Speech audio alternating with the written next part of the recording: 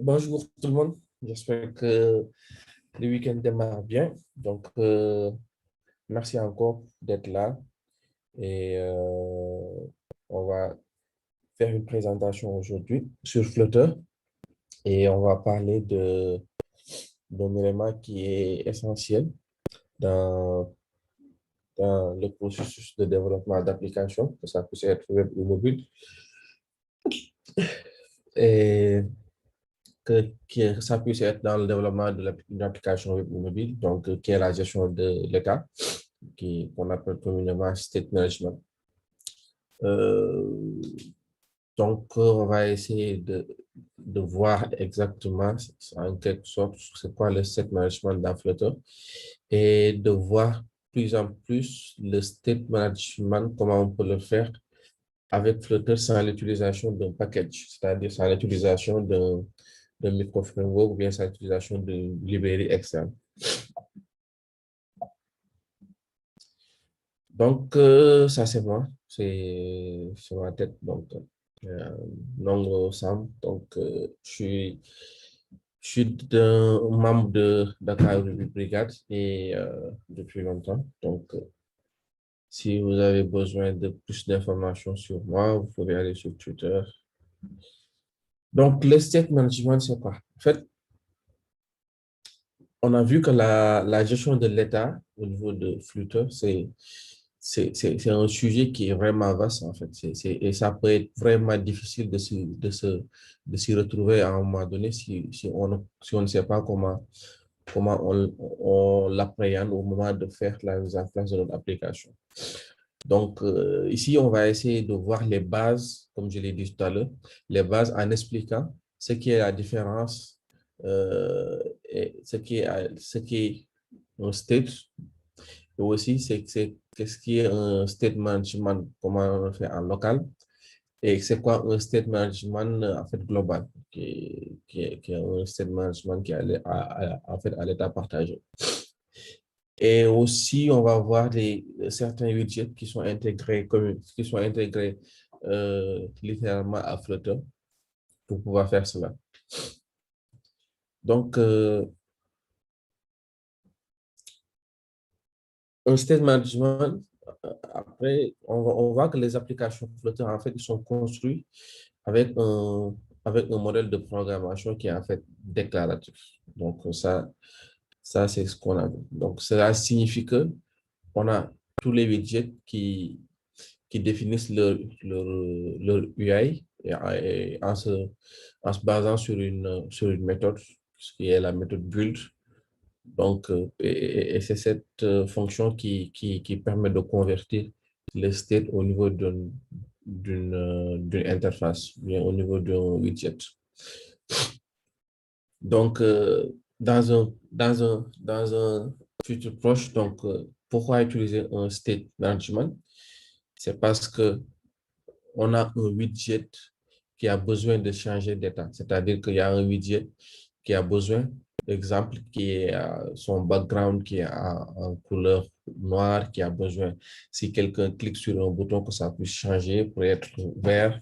On a besoin de mettre à jour notre application parce qu'il y a les données qui viennent du cloud qui sont mises à jour. On a besoin de mettre à jour l'état de notre application parce qu'il y a ça, parce qu'il y a ça, parce qu'il y a les interactions avec l'utilisateur et aussi parce qu'il y a des interactions avec des données externes qui arrivent. Donc, il y a tout cela qu'on veut mettre en place, en fait. Et qu'il y a des éléments au niveau de Flutter qui peuvent nous permettre de le faire en passant par les states full widget, en passant par les inherited widgets. Il y a plein d'éléments, donc c'est ça qu'on va essayer de voir au niveau petit à petit dans cette présentation.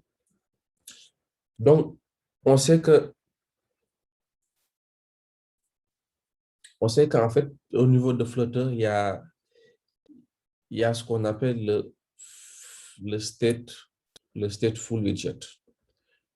Donc, en fait, à un moment donné, si on a un état simple qui n'affecte pas le comportement, qui affecte que le comportement d'un seul widget, souvent on dit que vous avez besoin uniquement d'utiliser un stateful widget. Exemple ici, on a besoin à un moment donné de mettre à jour le compteur au moment de cliquer sur le bouton. C'est-à-dire qu'à chaque fois qu'on clique sur le bouton, il y a le compteur qui doit s'incrémenter. Donc, pour cela, on a juste besoin de state et de stateful widget pour le faire. Donc, et ça, c'est ce qu'on appelle souvent l'état local. C'est-à-dire que c'est le local state. Souvent, c'est ça qu'on l'appelle. Et c'est un état qui est souvent éphémère aussi. Donc, ça nous permet de pouvoir changer le state d'un widget rapidement. Et c'est ça le but. Et quand on parle de stateful, parce que souvent, si vous voyez dans Flutter, il y a les stateful widgets et aussi il y a les statelets widgets. Donc, juste pour faire un petit rappel, quand on parle de statelets, exemple, si j'essaie de faire simple, c'est-à-dire qu'un statelet widget, c'est un widget qui ne dépend pas d'autre chose que de ses propres informations qui lui sont fournies. C'est-à-dire qu'au moment de son build, lui, il ne dépend que de ces informations pour fonctionner. Pour faire simple, si on parle par exemple, c'est un widget texte, c'est-à-dire qu'on a besoin d'afficher un texte, ou bien on a besoin d'afficher un widget dans un conteneur widget, etc. Et parfois, il n'y a aucun événement avec l'utilisation. C'est-à-dire que quand le build se lance après, il n'y a pas d'interaction avec l'utilisateur pour changer l'état au niveau de ce widget. C'est-à-dire qu'un texte title qui est affiché, à un moment donné, on ne le change pas tout au long du processus quand l'application est démarrée. Et à l'opposé, on a le stateful widget.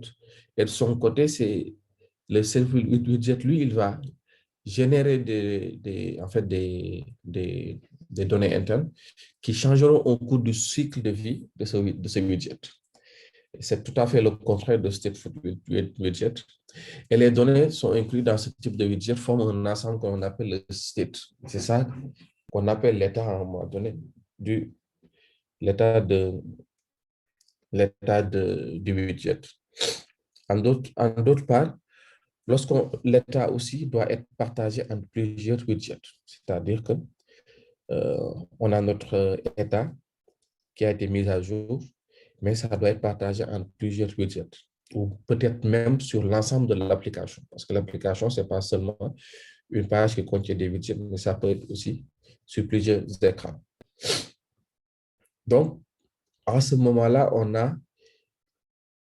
on est confronté à un souci d'une application avec un état qui est partagé, c'est-à-dire un état qui est en fait global. Et à ce moment-là, souvent, quand le partage de l'état entre plusieurs widgets est l'endroit où les choses deviennent intéressantes, en fait, il existe plusieurs techniques en fait, pour le faire. Et parfois, pour y parvenir avec Flutter, on peut le faire avec l'utilisation de Inherited Widget. En fait, Inherited Widget consiste à faire quoi exactement? En fait, ça consiste à mettre certaines données ou certains états à la disposition de plusieurs widgets par le biais d'un accès qui est en fait étendu. C'est-à-dire qu'on a, au lieu de voir la mise à jour au niveau du widget, c'est-à-dire que le widget part mettre à jour directement un widget parent, ou bien c'est le widget parent qui appelle le widget fils. Actuellement, ce qu'on peut faire, c'est qu'on a un widget qui est inherited widget. Si la donnée est mise à jour, donc le widget pourra avoir accès à cela. Donc, c'est-à-dire que ça va diminuer en fait les interconnexions entre les widgets et aussi les appels pour avoir les données. Par exemple, si on sait utiliser souvent les navigation context, parfois à l'intérieur de nos widgets, on peut appeler un navigateur en fait contexte pour avoir le navigateur principal, c'est-à-dire qui est utilisé en fait avec Inherited Widget. Je pense qu'on va voir ça tout à l'heure pour voir comment fonctionne les Inherited Widgets. Excusez-moi, là, il y a mon écran qui est figé. Bon, je vais essayer de créer une application.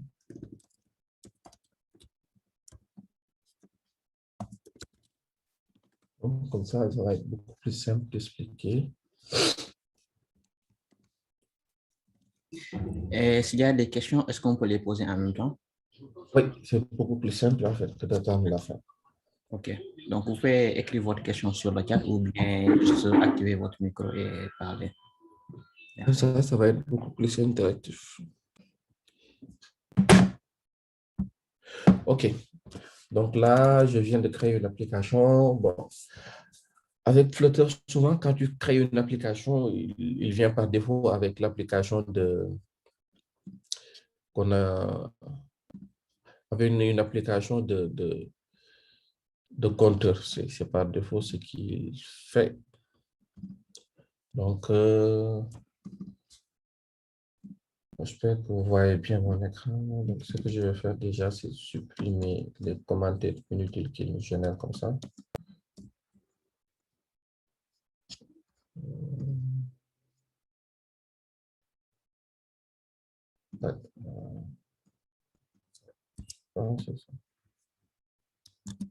Voilà. Donc, j'ai supprimé les commentaires intermédiaires. En fait, avec Flutter, quand on crée une application par défaut, donc là, il nous crée une application en utilisant les stateful widgets. Et au niveau de cette application, il y a une chose simple qu'il fait, c'est-à-dire que quand on clique sur un bouton, il fait incrémenter le compteur. Donc, je le lance, on va essayer de voir qu'est-ce que ça donne. Donc, on peut expliquer ce qu'il génère, c'est-à-dire qu'il y a une méthode de main. Bon, comme ceux qui font Java, ils ont une méthode main sur un public static void main. Donc, dans Flutter, on a notre main qui nous permet de lancer notre application par défaut. Et aussi, on a un stateful widget qui utilise le matériel app et aussi qui lui donne le thème à utiliser et aussi qui lance un widget en lui donnant le titre par défaut qu'il doit avoir. Donc, sur ce widget, en fait, on a le title qui est affiché. Et aussi, sur ce widget, on a une méthode qui est définie qui permet d'incrémenter le compteur. Donc, ce que je disais tout à l'heure, il y a le build qui va être lancé. Ça, c'est le widget qui va utiliser cela. Donc, qui affiche un texte et aussi qui va nous permettre de mettre à jour, qui affiche un texte et aussi d'afficher un compteur. Et aussi un bouton, c'est-à-dire qu'à chaque fois qu'on clique sur ce bouton, il appelle cette méthode. C'est la méthode définie en haut. Et la méthode, qu'est-ce qu'elle fait? Elle permet juste d'incrémenter le compteur. Donc, tout à l'heure, j'avais dit que pour changer le state, c'est-à-dire que pour changer le state de l'application quand on clique sur le bouton, on va utiliser du set state, c'est-à-dire que c'est le state là qu'on va utiliser. Et comme on est dans du stateful widget, donc on peut l'utiliser. Et là, on va mettre à jour la variable, ce qui va aller mettre à jour le widget. Exemple ici, à chaque fois qu'on clique, vous voyez, il met à jour le widget. Donc là, c'est ce qu'on appelait en fait le widget en fait local. C'est comme ce que je disais tout à l'heure. C'est le truc qui est vraiment basique pour la gestion des states pour la gestion des states dans Flutter. Donc, après, il y a l'inherited widget que je viens de dire tout à l'heure. Donc, pour ça, je vais essayer de créer un nouveau fichier.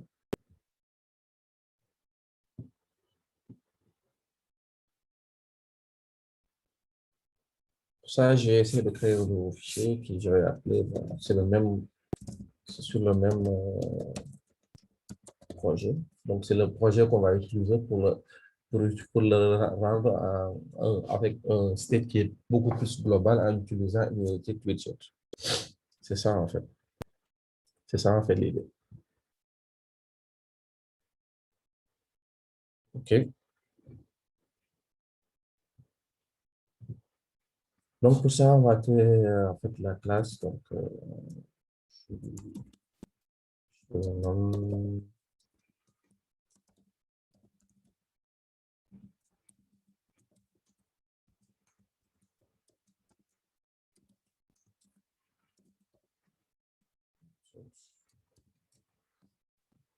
peut-être vous allez voir, enfin, un code qui est proposé, hein, ne vous en faites pas, c'est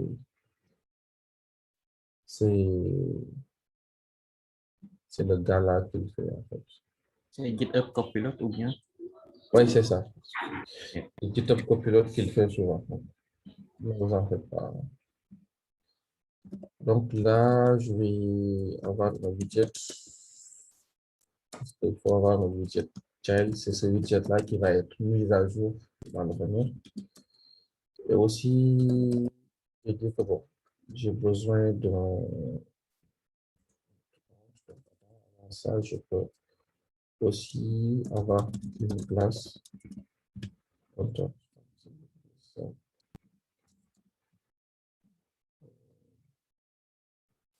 Donc, qui va avoir un compte et aussi qui va avoir son constructeur.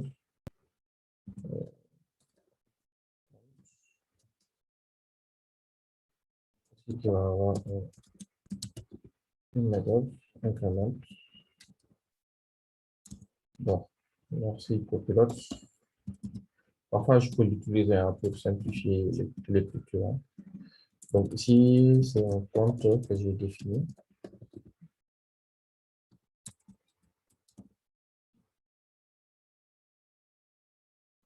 Et après, j'ai défini un super constructeur.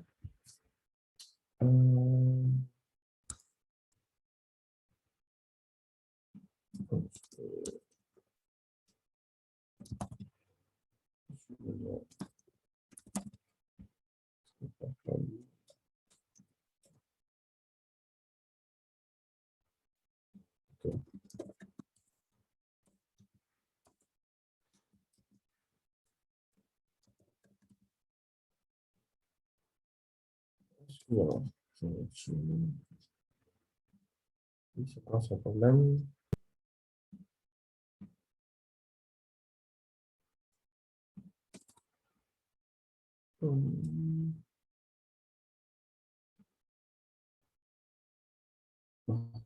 Ouais.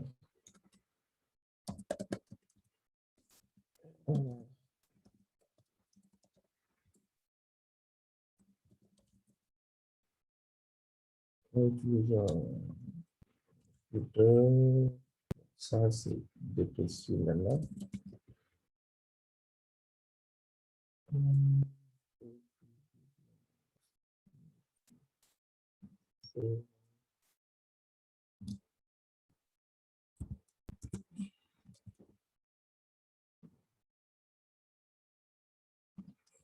Donc, je pense qu'il est déprécié. Je peux l'utiliser.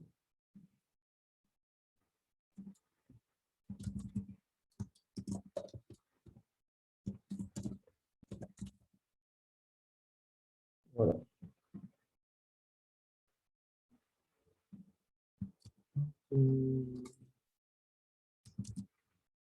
Pourquoi ils vont se ramener tout le temps? Mais c'est concrète implémentation. Ok.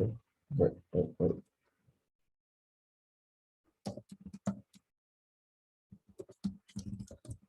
Petite machin qui vient avec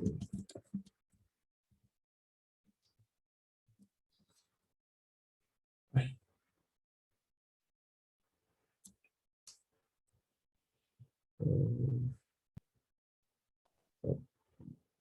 qui vient avec le key. Excusez-moi. Ouais, merci. Donc là, ce que j'ai fait, j'ai juste créé un inheritance widget. Et ce que je fais, c'est que à chaque fois que j'ai créé une classe aussi qui va nous permettre d'utiliser le compteur, c'est-à-dire pour séparer la logique et aussi le modèle qu'on va utiliser. On pouvait ne pas le faire. Et à chaque fois, c'est le suppli notify qui va nous permettre d'appeler pour pouvoir mettre à jour notre widget. Donc là, je pense qu'on l'a fait. Donc, de l'autre côté, normalement, il faudra qu'on puisse modifier notre méthode main. Sinon, ça ne va pas marcher, ça va pas trop marcher là. Donc, pour modifier notre méthode main, donc, il y a des choses qui vont changer. Exemple ici, notre home maintenant, parce qu'on avait dit, si vous vous rappelez, sur le... Donc, les widgets vont dépendre d'un widget parent qui est inhérité widget. Donc là, ici, home, c'est un compte provider, il va y avoir un compteur. Donc, je vais initialiser notre compteur à 0. Et aussi, je vais lui donner le child, c'est-à-dire que c'est le widget que je vais lui donner. Donc, sur le widget qui était là, ça, il n'y a pas de problème. Et après aussi, je dois déclarer une variable ici. Je vais utiliser le compte. Donc, je vais utiliser un compteur provider.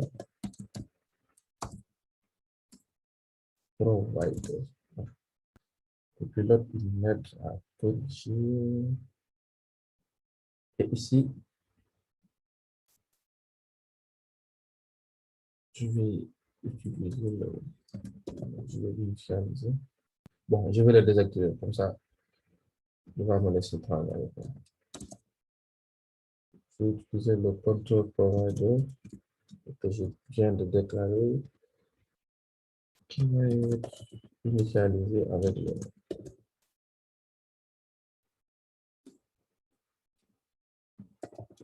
le control provider.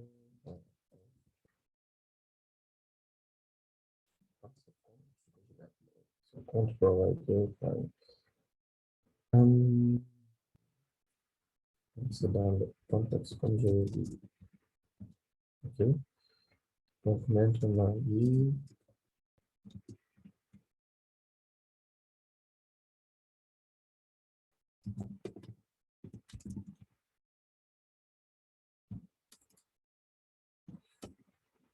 pour respecter la logique,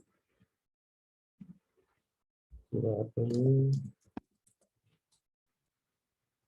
va appeler increment. Et aussi, ça n'existe plus.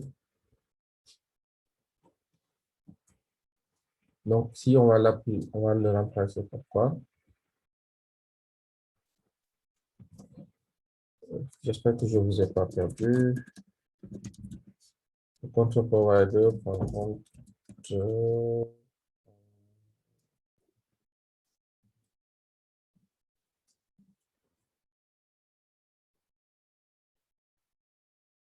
OK. Donc, si on récapitule, donc ici, ce que je disais, on a créé notre classe, le control, donc on va utiliser après. C'est-à-dire qu'il y a le constructeur par défaut, il y a le build context qui va nous permettre de l'utiliser.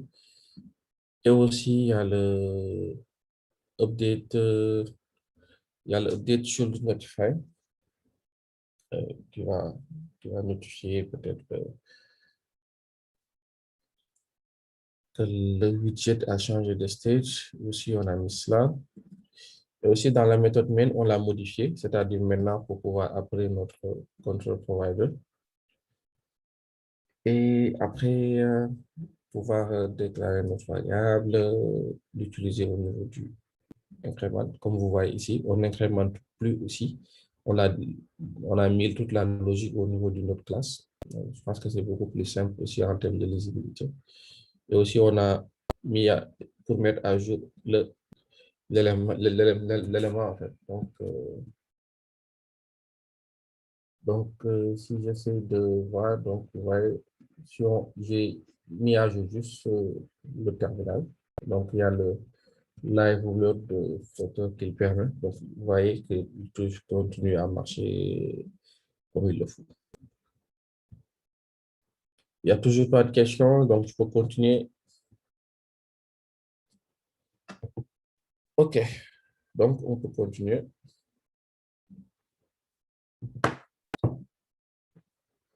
Donc là, on a parlé des inherited widgets. Mais parfois aussi, on a besoin de pouvoir stocker en fait l'état de notre application en dehors de nos widgets, comme je l'avais dit tout à l'heure. Donc, il y a un moyen qu'on vient de voir tout à l'heure. Non. Et aussi, Je pense qu'il y a des questions dans le chat. oui, tu peux me... Suleiman Mohamed, vous pouvez activer votre micro et parler pour aller plus vite. Suleiman Sidibé. Oui, oui, je peux. Bonjour tout le monde. Bonjour. Donc, en fait, la question, c'était, le calcul que tu fais là pour incrémenter. Imagine, c'est un truc qui vient, par exemple, je sais pas, c'est un truc, c'est un calcul compliqué que tu fais en local ou bien c'est un truc remote avec un service ou n'importe quoi. Où est-ce que c'est dans l'objet compteur que tu continues de gérer ça ou bien tu vas faire ça d'une autre manière si tu es dans ce cas de figure? C'est-à-dire que, attends, tu parles Donc, d'ici en fait. oui, ici, tu sais, c'est là que tu fais ton calcul, increment avec count plus, point virgule. Oui, si c'est un truc qui est compliqué, parce que comme ici, on a juste le fait de pouvoir mettre à jour cette variable.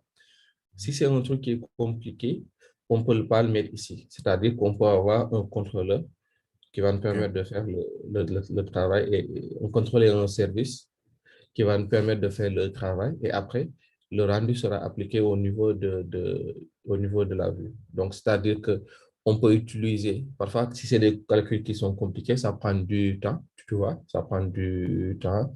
Et aussi, ça peut faire de telle sorte qu'on attend pour pouvoir afficher le résultat. Donc, dans ce cas-là, on peut utiliser un future builder. Il y a ce qu'on appelle dans Flutter les future builders qui te permettent que lorsque tu attends le retour d'un travail qui doit être fait, que tu puisses utiliser cela, soit pour montrer un loader ou bien pour dire que le travail est en train d'être fait. Et à ce moment-là, toi, ton modèle va juste garder cela, cette logique-là, et c'est-à-dire que la structure en fait de base et la logique, toi, tu peux le déplacer au niveau d'un service que tu vas mettre en place. Et c'est dans ce service-là que tu vas mettre maintenant la logique qui va fonctionner en fait derrière. Et après, en utilisant le future builder ou bien le stream builder, ça va te permettre que lorsque le travail va être fait, après tu vas recevoir les données. Je pense que je vais parler juste après du future builder et de stream. Donc, je vais parler de ça après. L'autre question, c'est quoi?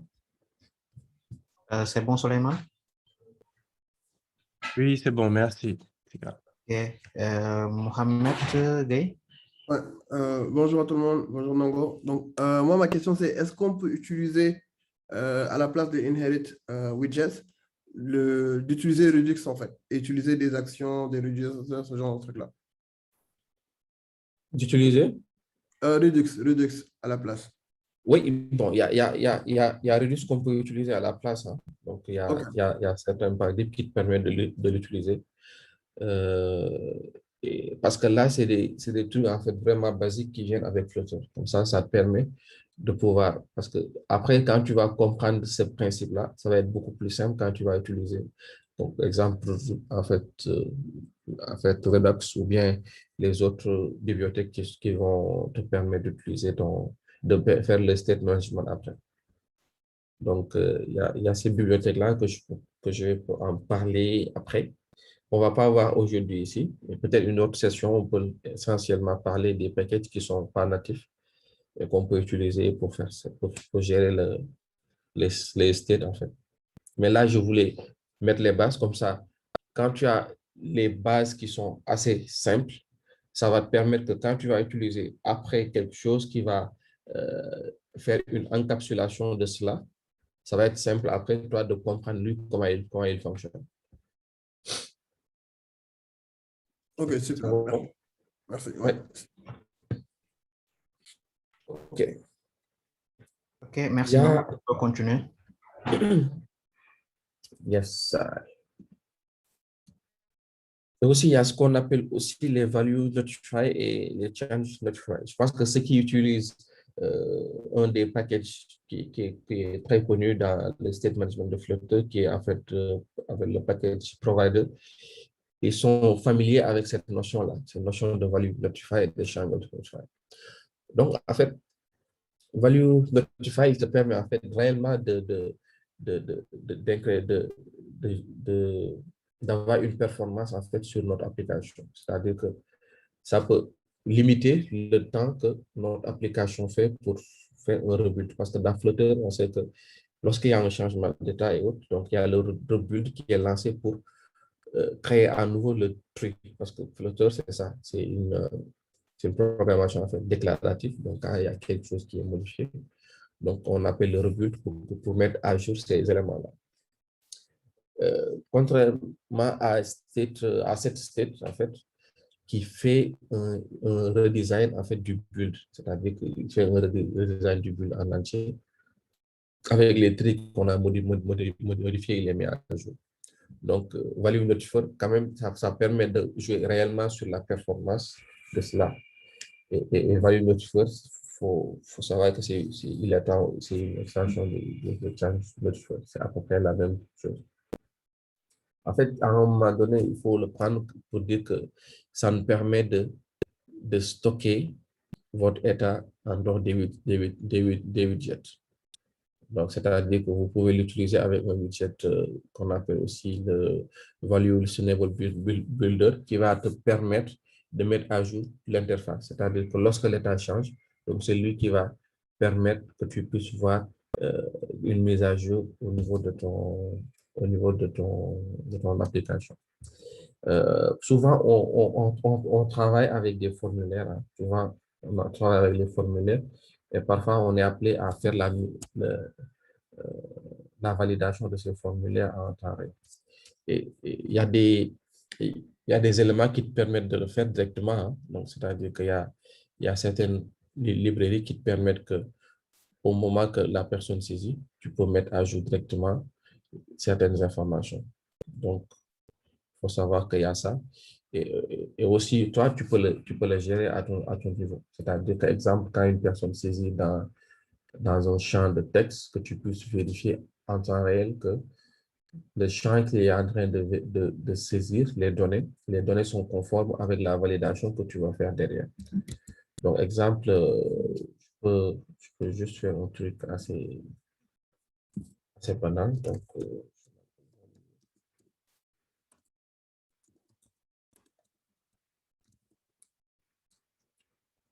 Donc là, je vais créer un widget que je nomme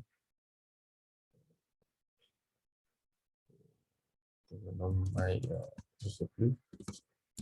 Je viens de parler tout à l'heure de texture. Ouais, je peux ça.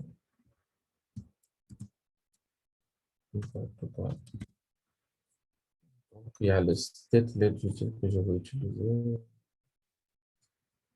Donc, pour Sylvie, je n'utilise pas Petulon, je vais utiliser matériel pour faire plaisir à Sylvie.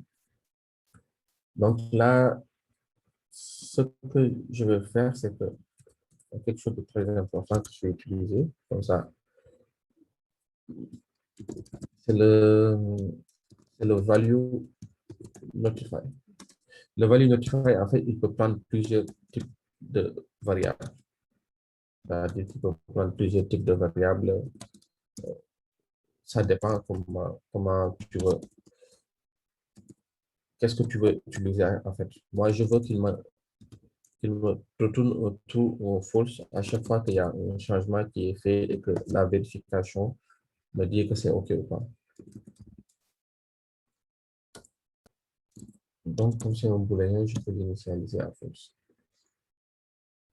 Donc, déjà,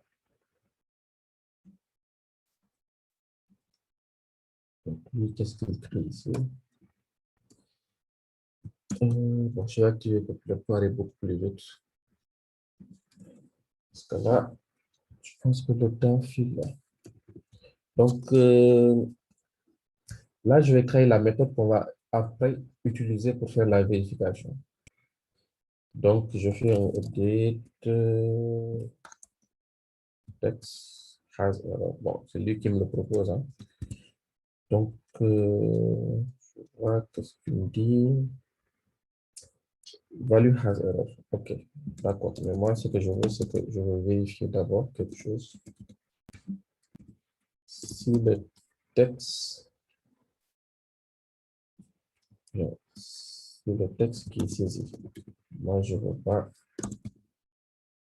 Enfin, c'est les limites, bien pas les limites, mais il faut faire attention à ce qu'on utilise quand on utilise Copilot.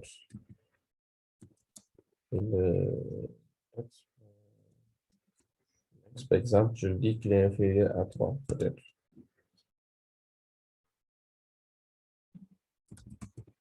Donc, je lui donne ça, bon, c'est un truc simple. On pourrait mettre un regex ici, ou bien autre chose, mais je lui dis juste qu'il va me retourner la valeur si le texte est vide, ou bien nul, ou bien si la longueur est inférieure à 3. Donc ça, c'est c'est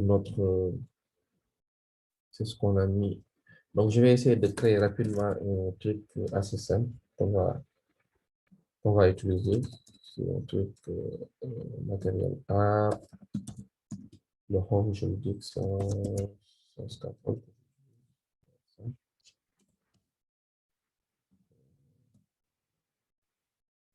On a besoin d'un bas, je pense pas. Ça, on va aller plus vite. Le body, on va utiliser un conteneur.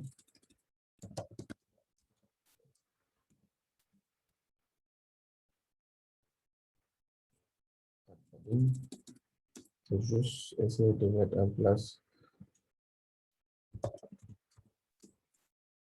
comme ça. Le truc qu'on a mis. Et là, je vais mettre le valuable slot que je disais tout à l'heure.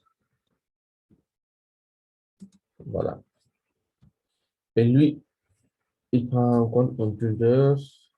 Donc, nous, on va lui passer le builder qu'il va utiliser. Le builder, on lui dit, tu prends un builder. Il y a un build context. Donc, il prend 3 éléments en entrée. Il y a aussi le booléen. Has error condition. Et aussi, il y a le widget qu'il doit prendre. Pour faire la vérification.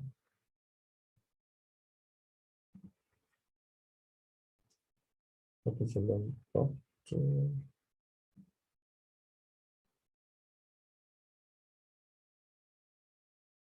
Oui, on n'a pas encore fini.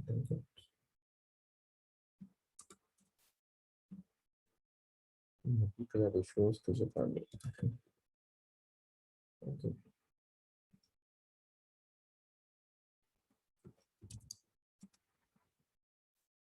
Aussi, il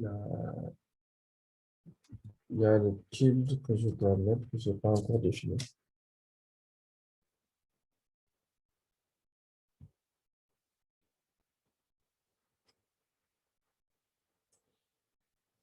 Ok, tilde que je dois mettre.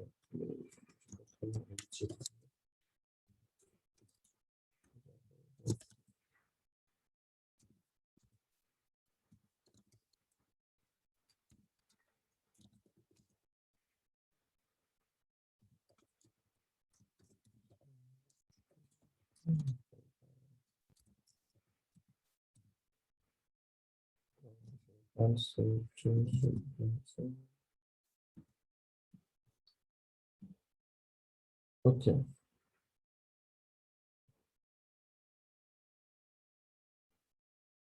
Ouais. C'est un peu de contexte. Je vous donne le contexte tout de suite. C'est bon. Ok. Donc, j'ai le builder que j'ai mis en place.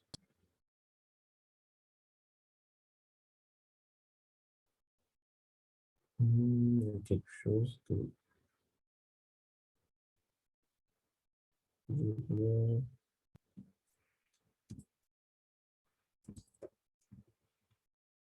Copilote, qu'est-ce que tu me proposes avant que je valide? Tu veux me mettre le texte que Le on-change, tu vas appeler le update. OK, ça c'est normal. La décoration, tu veux mettre une décoration quand il y a une erreur. Oui, c'est pas mal.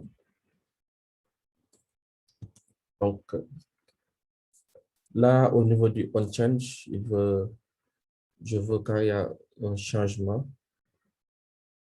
qu'il m'appelle le update error. Donc, pas besoin de tout cela. Excusez-moi, ça peut être un peu plus long, je sais.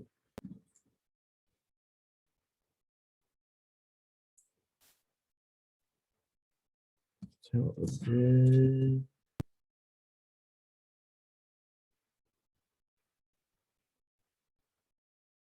OK.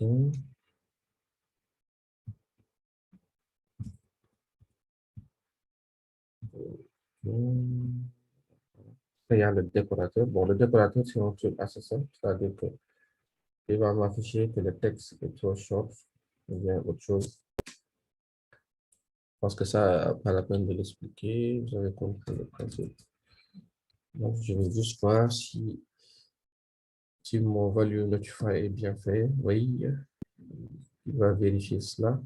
Vous pouvez mettre un regex ou bien autre chose. Dans le conteneur, peut-être que je vous laisse là. OK. Aussi, je vais essayer de changer maintenant la classe qui est retournée ici.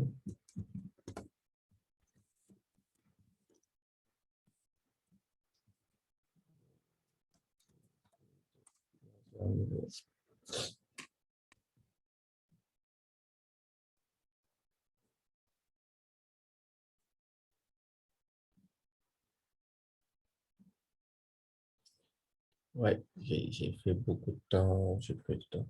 Excusez-moi, hein, il est 5 heures et je me suis couché tard hier, donc je suis un peu KO, quoi. Mais s'il y a des questions en attendant, on peut en discuter. Donc, je ne sais pas si vous voyez, parce que la validation que j'ai mis, c'est si le texte est soit vide au moment d'écrire, si le texte est soit vide ou bien inférieur à 3, qu'il puisse afficher texte is too short. Donc, 1, 2, 3. Donc, ça pas. Donc, ça, c'est un truc assez basique qu'on peut faire avec le value notify. Ça, mais vous pouvez l'utiliser avec autre chose. Moi, je l'ai mis juste avec une validation sur un champ, mais vous pouvez l'utiliser, exemple, l'utiliser sur, comment dirais-je, un appel de service qu'on fait quand on saisit, il part appeler le service, récupérer les informations, c'est-à-dire lors d'une recherche, récupérer les informations et mettre à jour la liste qui est affichée. C'est des exemples qu'on peut prendre en compte. Et je pense que c'est assez bénéfique de comprendre, de savoir cela, comment ça fonctionne, de telle sorte qu'après, si on veut le modifier, donc ça va être simple. Ou bien si on veut le comprendre dans un package Excel qui a été utilisé. Donc, et pour le change notify, à peu près, c'est la même chose, hein, c'est le même principe. Donc, je vais essayer de continuer un peu vite. Après, il y a le Future Builder ou bien le Stream Builder. En fait, il y a CDB qui m'en parle un peu. Donc, parfois, il y a des choses qu'on peut faire et parfois, il y a des appels d'API qu'on peut faire et autres, des trucs externes. Et parfois, c'est des trucs asynchrones. Donc, souvent, on préconise d'utiliser un Future ou bien un Stream pour notifier notre application quand les données sont disponibles. C'est-à-dire que pour éviter que tout ce traitement-là prenne du temps et qu'on ne puisse pas savoir exactement qu'est-ce qui se fait derrière. Parfois, la différence, c'est que en fait, le futur, il retourne un seul élément asynchrone et que, et le stream, comme son ligne, lui, il peut retourner plusieurs éléments en même temps, en fait. Et qu'en fait, on peut utiliser le future builder pour décider en fait du widget qu'on veut afficher en fonction de l'état. C'est-à-dire que quand il y a le chargement qui est en train d'être fait, qu'est-ce qu'on va afficher? On va afficher peut-être un loader pour montrer qu'il y a le chargement qui est en train d'être fait. Quand le chargement est terminé, on a les données. On dit que maintenant, l'appel de l'API qu'on a fait, le temps d'appeler le serveur ou notre backend, il fait un chargement. Donc, il affiche un loader qui dit qu'il y a un changement. Et dès qu'il a un retour, ce retour-là, il a les données, il peut afficher les éléments. Et quand il vient aussi en erreur, c'est-à-dire qu'il a un retour, mais c'est en erreur, il affiche qu'il y a une erreur qui a été détectée. Donc, tous ces éléments-là, le futur builder, il peut permettre de le faire. C'est-à-dire qu'au moment du chargement, au moment qu'on a les données ou bien qu'on a une erreur. La différence de plus qui est rajoutée, je pense que dans le Stream Builder, je pense qu'il y a beaucoup plus d'éléments en fait. C'est-à-dire que ça puisse attendre beaucoup plus de données ou bien beaucoup plus de trucs asynchrones de leur part. Donc, quand on utilise le Stream Builder pour reconstruire en fait l'interface, quand aussi on a plusieurs données qui arrivent, on peut utiliser le Stream Builder. Donc, je ne sais pas s'il y a des questions le temps avant que je continue.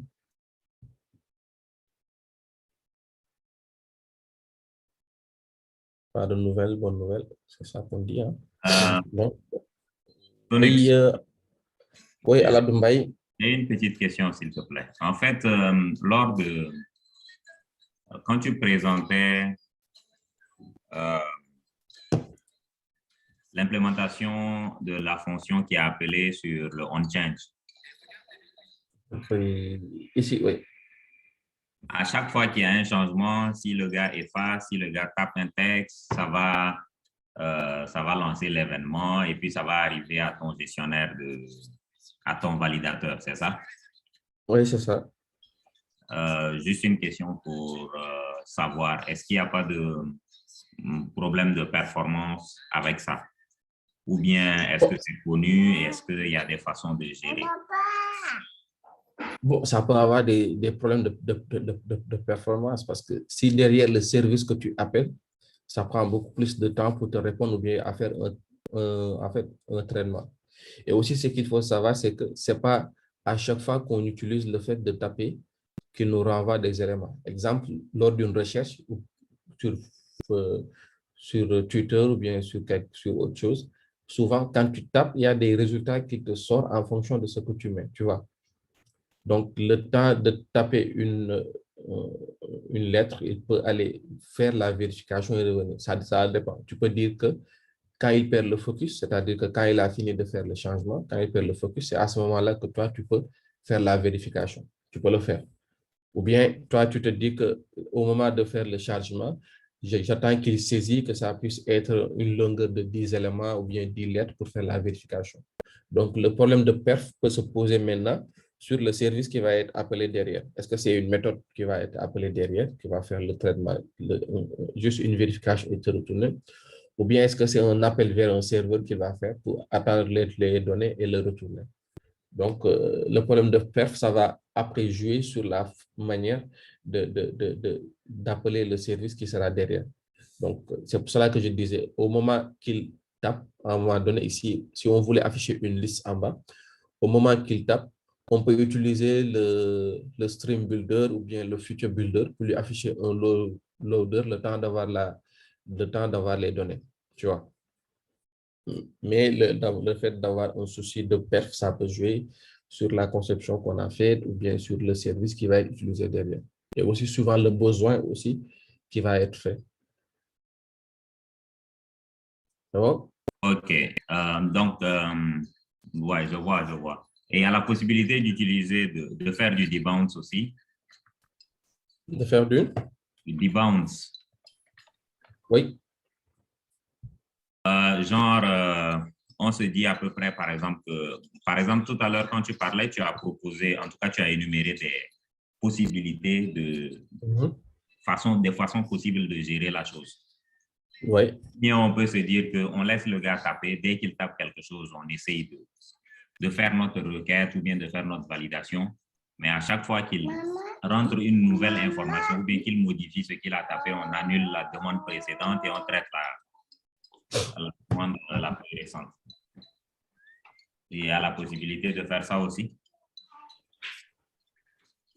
Oui, il y a la possibilité de le faire. Il y a la possibilité de le faire. Exemple, sur la méthode qu'on a mis en place, on peut faire ce mécanisme pour dire que quand il saisit, quand il y a parce que n'oublie pas, comme j'ai dit tout à l'heure, c'est le value listenable builder qui permet de lui dire que il y a un changement qui a été effectué.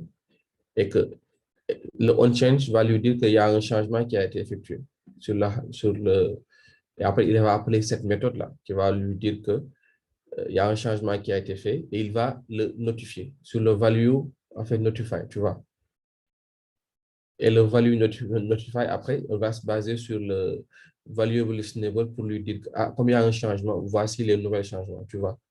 Donc, on peut jouer au niveau de la méthode qui va être appelée. À chaque fois que la méthode va être appelée et qu'il y a une action en cours, on peut lui dire d'annuler l'action en cours et de faire une autre demande. Mais ça, parfois, si c'est des appels de service, ça peut être compliqué à gérer à un moment donné. Si c'est des appels de service, tu as fait un appel d'humain, ça veut dire que tu vas annuler cet appel-là pour pouvoir faire un autre. Tu vois? OK, d'accord. Merci. Merci, M. Aladoumbay. Tonix, question. Ici, est-ce qu'il était possible d'utiliser des observables, par exemple, pour traquer le changement, en fait? Oui, c'est à peu près ce que fait le value. C'est-à-dire que pour traquer le changement à quel niveau? Quand il saisit ou bien? Par exemple, là, je vois le onChange, c'est un attribut du text field, c'est ça? Oui, c'est Donc, ça. à chaque fois qu'il y a un changement, c'est lui qui est appelé. Est-ce qu'il était possible, par exemple, le text field de dire que, OK, c'est un observable, tu vois, et il y a d'autres, en fait, qui sont en train d'écouter des observeurs qui, à chaque fois que le text field il change, eux, ils vont répondre en fonction. Oui, il y a une possibilité aussi d'avoir cela. Oui. Okay. Il y a une possibilité d'avoir cela. C'est-à-dire que, comme tu dis, à chaque fois, il y a des observables qui vont être mis en place.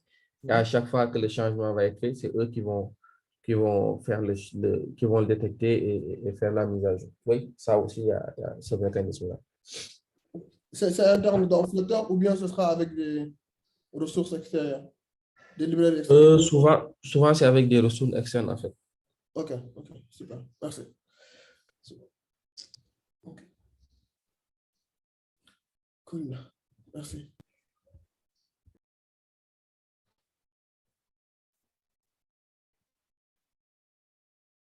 Mais ces ressources externes pour l'implémenter, il se base sur ces éléments, en fait, qui peuvent te permettre de le faire, en fait.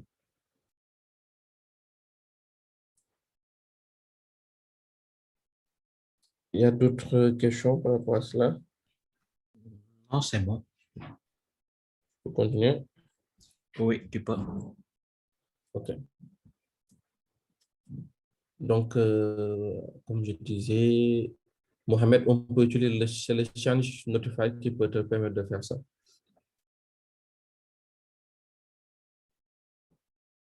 Et il y a d'autres librairies qui se basent sur le change notifier, comme Provider, GetX ou autre. OK. Donc, en fait, tout ce qu'on vient de parler, c'est à peu près les state management basiques qu'on peut faire, en fait. C'est-à-dire qu'on peut faire du Flutter en faisant du state management sans utiliser d'autres librairies externes. Parce qu'on sait que quand on utilise une librairie externe, parfois, ça peut être compliqué pour la compréhension ou bien pour savoir l'utilisation et pour la mise en place. Donc, ce qu'il faut savoir, c'est que, en fait, si on a besoin juste, c'est-à-dire que si on a besoin de gérer les états au niveau d'une application assez basique, on peut utiliser le stateless, le stateful ou bien le inherit. Et aussi utiliser le change notifier, comme on vient de voir, pour gérer les changements d'état et autres.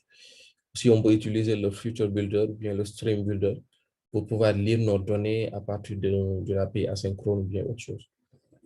Donc, en fait, actuellement, ce qu'on a vu, c'est que c'est la gestion vraiment en fait, basique des state management en fait, dans Flutter.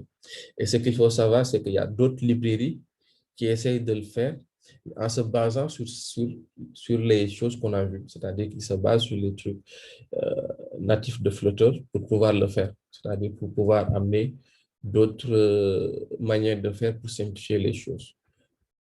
Donc, à travers ces éléments, il y a les plus connus qui sont GetX.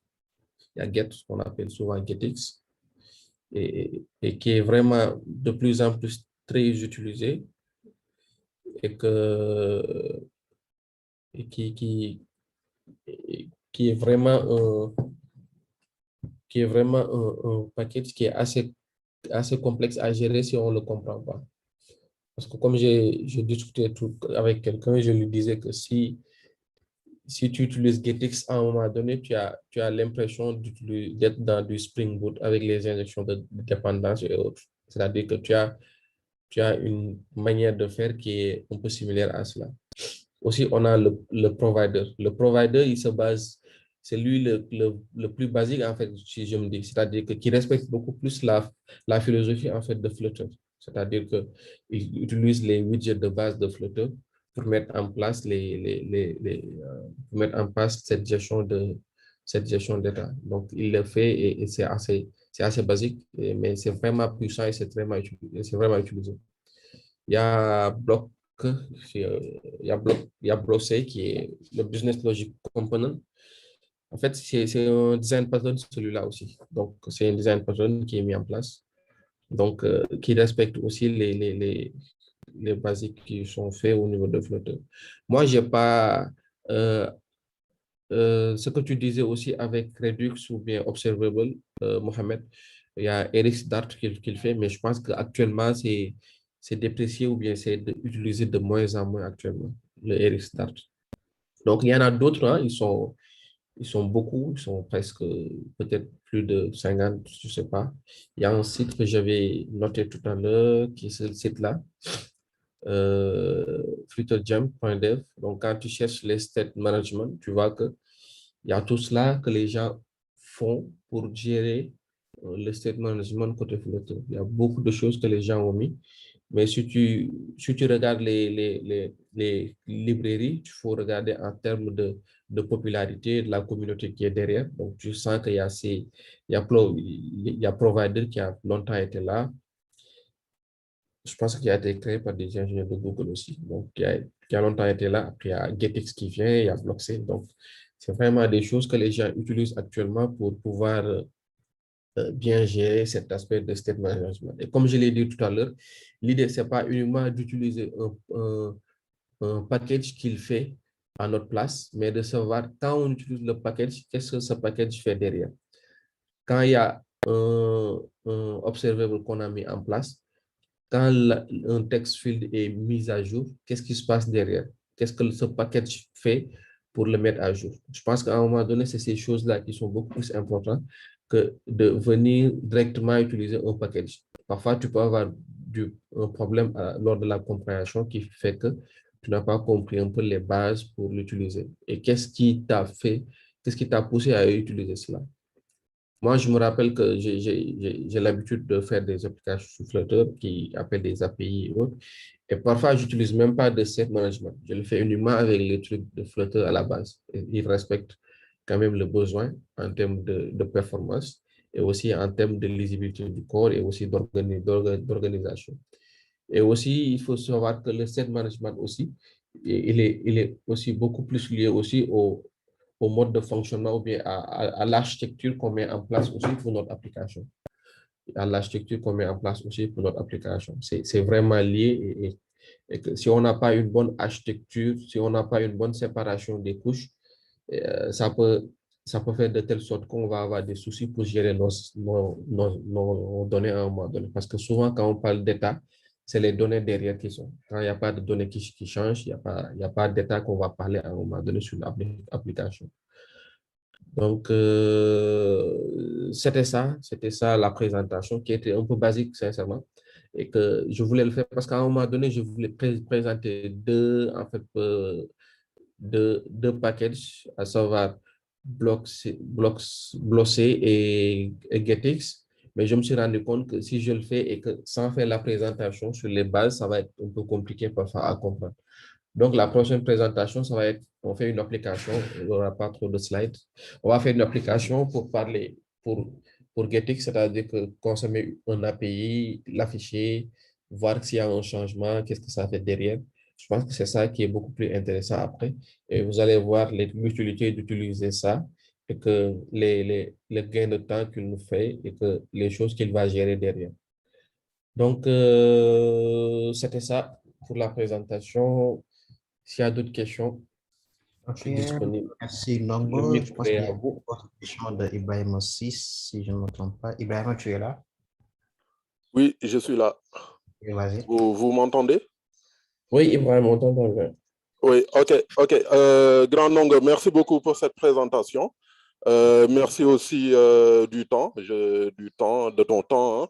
Je pense qu'il fait 6 heures là-bas, donc c'est très tôt. On apprécie vraiment ce sacrifice de ton temps que tu fais pour nous.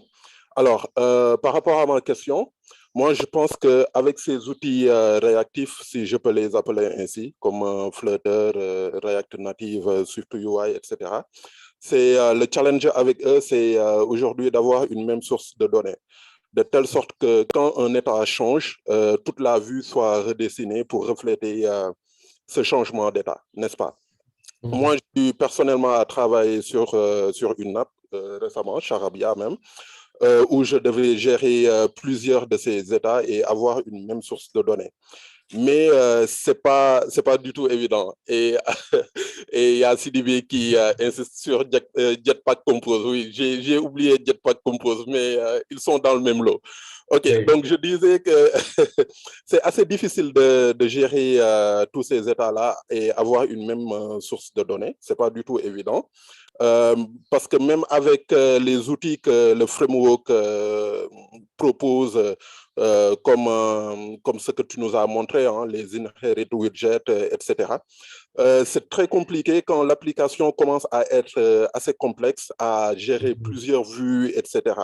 Donc, avoir ce unidirectional data flow devient très compliqué. Donc, du coup, ma question c'est, est-ce que tu proposerais un outil ou bien une librairie spécifique que tu nous recommanderais quand l'application commence à devenir assez complexe, ou est-ce que juste les outils que Flutter propose font le job? Merci. Merci, Gravel. Merci encore. Donc, en fait, tu as parfaitement raison. Hein. Je pense que nous, quand on met en place une application et que tu sens que l'application grandit, tu as cette crainte, en fait. Tu as cette crainte de pouvoir pas avoir cette même source de données et comment le gérer à un moment donné. Donc, moi, j'ai récemment travaillé sur une application qui consommait beaucoup de flux de vidéos, en fait, d'audio. Donc, c'était compliqué de gérer cela. J'avais pris l'adhésion d'utiliser en fait GetX pour ça. C'est GetX que j'avais utilisé pour le mettre en place. Mais moi, si je peux donner 3 ou 2, je dis que il y a Blockc que j'utilise ou bien GetX, et aussi il y a en fait Provider que j'utilise de moins en moins actuellement. Mais comme tu dis, actuellement, c'est vraiment difficile de le gérer avec les trucs basiques que le framework donne, sincèrement. Si tu le fais à un moment donné, tu te rends compte que tu vas avoir des pertes de données ou bien tu vas pas avoir les mêmes perfs que tu attends réellement. Parfois, souvent, c'est ça, en fait. Les frameworks ou bien les outils comme ça, ils te donnent vraiment, en fait, le basique. C'est-à-dire que quand c'est une app standard, comment les règles pour avoir une app standard, ce qu'il doit avoir. Et après, maintenant, il y a d'autres gens qui sentent qu'il y a des limites ou bien il y a des contraintes par rapport à certaines choses. C'est à ce moment-là que les gens mettent en place des packages qui viennent t'aider pour mieux gérer cela. Et je pense que il y a certaines applications, je ne l'utilise pas parce que je me dis que c'est vraiment basique, donc je peux utiliser les choses basiques.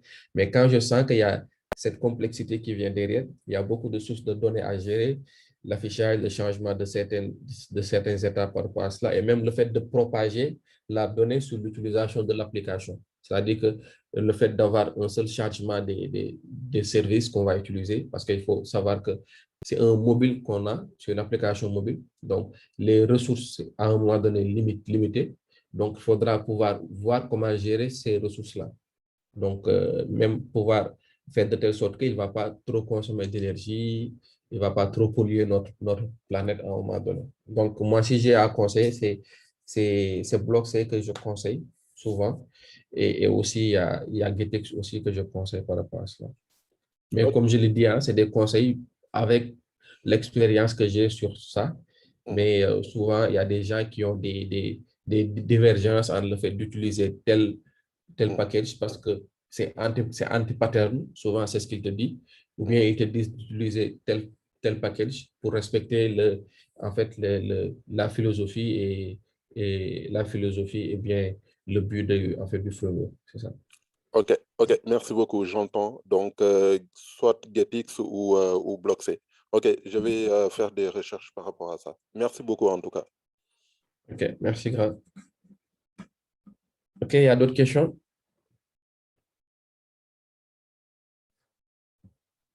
Bon, s'il n'y a pas d'autres questions, je pense que... Bon, Oui. c'est bon. Merci encore une fois pour la présentation. Donc, juste pour dire qu'il y aura une prochaine présentation qu'on fera en janvier. Donc, Ibrahim, je pense que ça va être l'occasion peut-être d'expérimenter un des deux, c'est-à-dire que faire des appels de service et tout cela, une application. Comme ça va être beaucoup plus simple pour certains de comprendre ça. Merci pour tout le monde.